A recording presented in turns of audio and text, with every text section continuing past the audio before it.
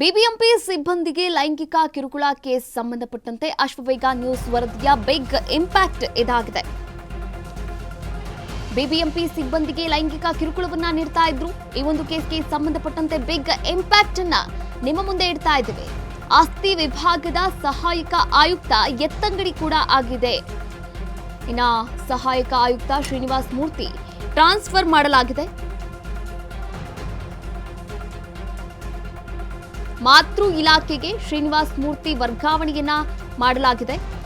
ಈ ಬಗ್ಗೆ ಬಿಬಿಎಂಪಿ ಉಪ ಆಯುಕ್ತ ಮಂಜುನಾಥ್ ಮಾಹಿತಿಯನ್ನ ಕೂಡ ನೀಡಿದ್ದಾರೆ. ಅಶ್ವವೇಗ ನ್ಯೂಸ್ನ ಬಿಗ್ ಇಂಪ್ಯಾಕ್ಟ್ ಇದಾಗಿರುವಂಥದ್ದು. ಇನ್ನು ನಮ್ಮ ನ್ಯೂಸ್ನಲ್ಲಿ ಸುದ್ದಿ ಪ್ರಸಾರ ಆಗ್ತಾ ಇದ್ದಂತೆ ಬಿಬಿಎಂಪಿ ಸಹಾಯಕ ಆಯುಕ್ತ ಶ್ರೀನಿವಾಸ್ ಮೂರ್ತಿ ಅವರನ್ನ ಎತ್ತಂಗಡಿ ಮಾಡಲಾಗಿದೆ.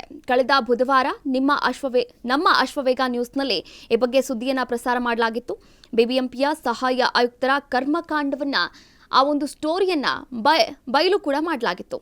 ಆಸ್ತಿ ವಿಭಾಗದ ಮಹಿಳಾ ಸಿಬ್ಬಂದಿಗಳ ಮೇಲೆ ಲೈಂಗಿಕ ನಿಂದನೆ ಆರೋಪ ಕೂಡ ಕೇಳಿ ಬಂದಿತ್ತು.